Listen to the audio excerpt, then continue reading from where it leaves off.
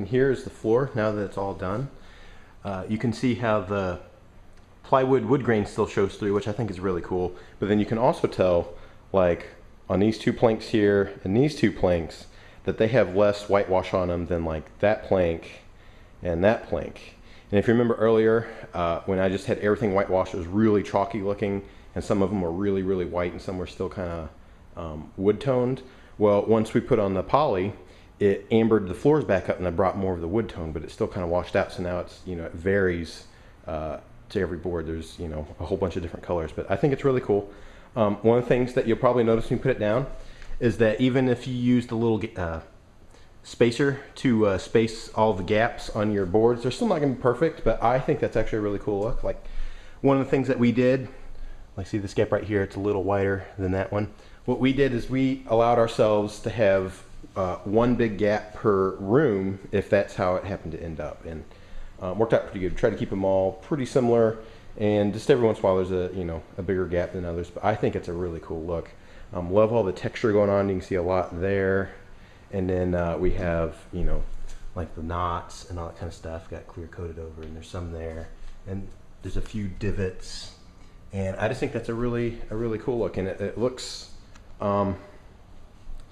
know, it looks great with the board and batten ceilings, and we kind of finished off like some VCT flooring and all that kind of stuff, and where it met the different types of flooring in other rooms, like Gracie VCT in the bathroom here, and then the black and white in the kitchen.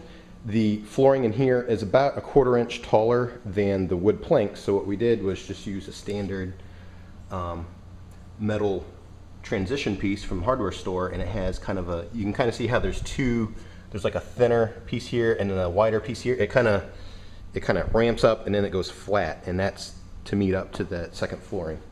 But I think it looks pretty cool. Once we finished it off, we trimmed out everything, all the where all the walls meet it, trimmed it off, and I just think it's a really cool floor. It's going to last a long time.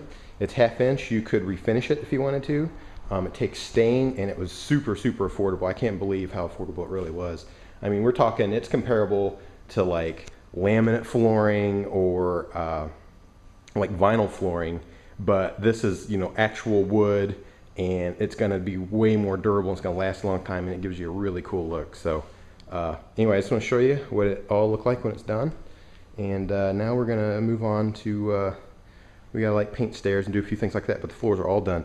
We did the entire house except for the rooms that would get wet, like the kitchen dining room and the 2 bathrooms, the one upstairs and here. Everything else, the entire house we did in this wood, super cheap. Less than $2 a square foot. It was closer to $1 a square foot. So I thought it was a really cool floor, especially for this house. So I thought I'd show you what it looked like.